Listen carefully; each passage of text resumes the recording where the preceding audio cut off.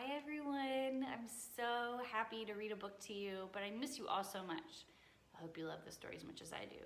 I'm going to read The Circus Ship by Chris Van Dusen.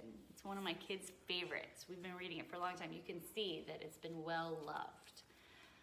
I'm gonna at one point tell you to pause the video because there's a chance to count the 15 hiding animals. When I tell you to pause, I want you to hit the pause button, count your animals, and then you can hit play and I'll keep reading.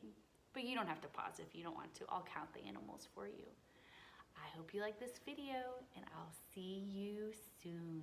Bye. The Circus Ship by Chris Van Dusen.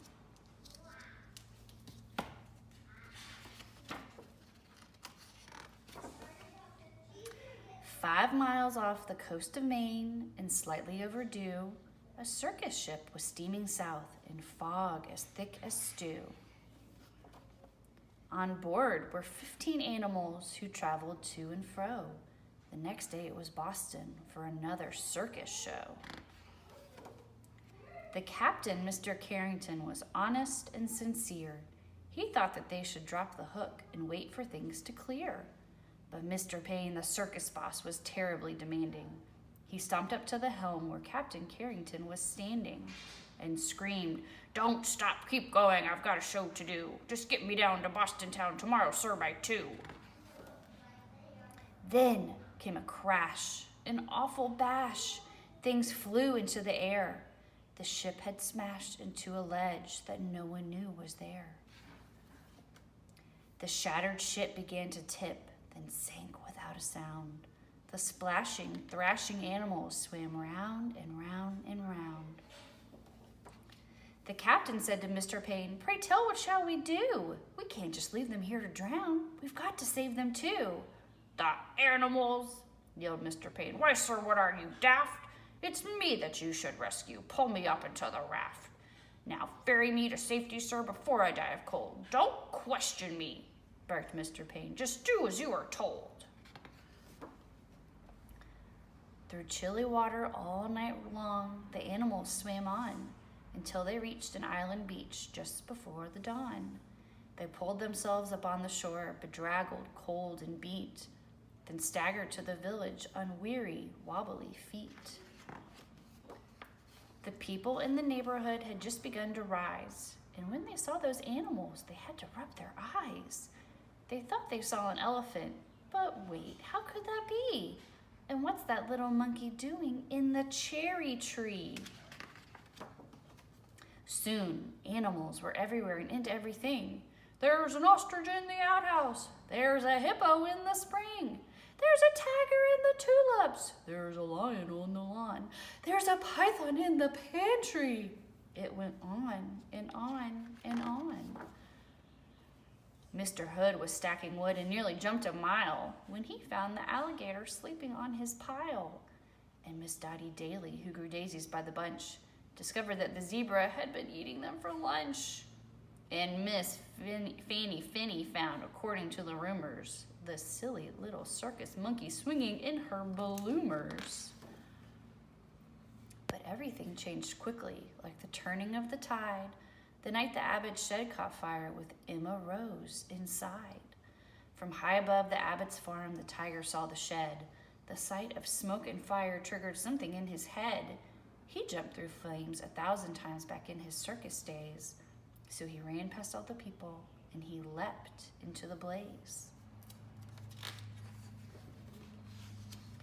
Then everybody panicked. 'Help, help, what can we do?'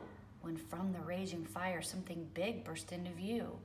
It was the most amazing sight, and everybody froze when they saw the tiger saving little Emma Rose. The tiger's risky rescue changed everybody's mind. The animals weren't bothersome. The animals were kind. And so they lived together, side by side. They got along. It didn't seem like anything could possibly go wrong. Then Little Red the messenger came running with the word. Apparently a circus ship had sung from what he'd heard. 'The animals are from that boat. They swam in from the bay. The greedy owner wants them back. He'll be here any day.' So the people called a meeting and they quickly hatched a plan. No animal that came ashore would sail off with that man.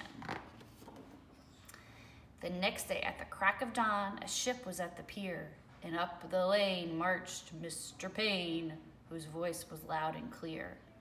I am the circus owner. My ship sank in the murk. I've come to find my animals and put them back to work. He hiked until he came into the center of the town. His face was red. He scratched his head. He stood there with a frown.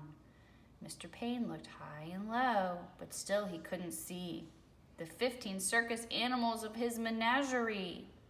All right, now's the time for you to hit pause. If you don't want to hit pause, you can just keep playing and I'll count the animals for you. 1, 2, 3, 4, 5, 6, 7, 8, 9, 10, 11, 12, 13, 14, 15.